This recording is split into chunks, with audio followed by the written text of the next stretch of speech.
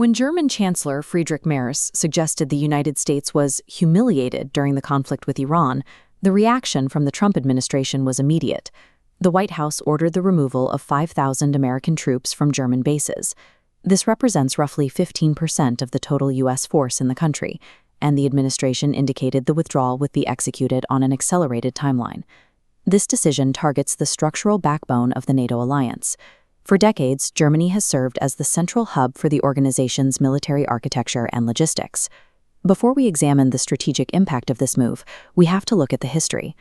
Tens of thousands of American soldiers have lived in Germany for generations, but the purpose of their stay has changed significantly over time. While military rotations are common, this withdrawal challenges a security arrangement that has remained stable for 75 years.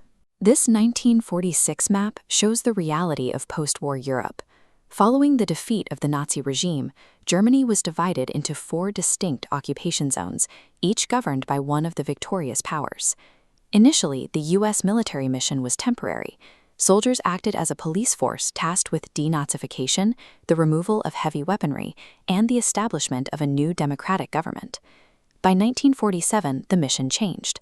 The onset of the Cold War turned these temporary administrative boundaries into a hard division between East and West. Military planners focused on the Fulda Gap, a lowland corridor providing a direct invasion route for Soviet tanks. To deter invasion, U.S. troops acted as a tripwire.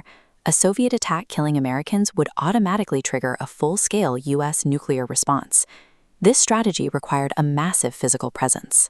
At the height of the tension, the U.S. stationed hundreds of thousands of troops and thousands of nuclear warheads across West German territory. Over these years, the American presence transitioned from an occupying police force into a shield designed to protect the entirety of Western Europe.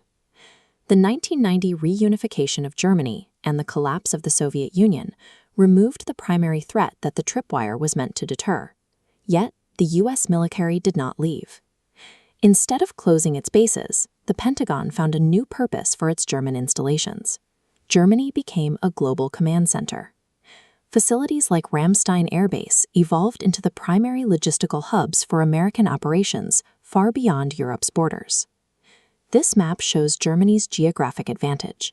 It served as the launchpad for projecting power into the Middle East and Africa during conflicts in Iraq and Afghanistan. After Russia annexed Crimea in 2014, these bases resumed their role in deterrence, serving as the staging ground for exercises designed to reassure allies in Poland and the Baltic states.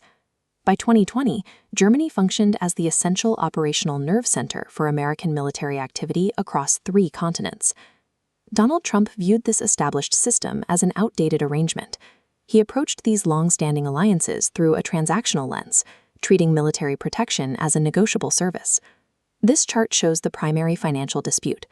Germany historically spent well below the NATO target of 2% of GDP on defense, leading to years of American frustration over what the president called burden sharing. Diplomatic tensions added to the friction. During the height of the Iran crisis, European allies, including Germany, firmly declined to send any naval forces to support the U.S. mission in the Strait of Hormuz.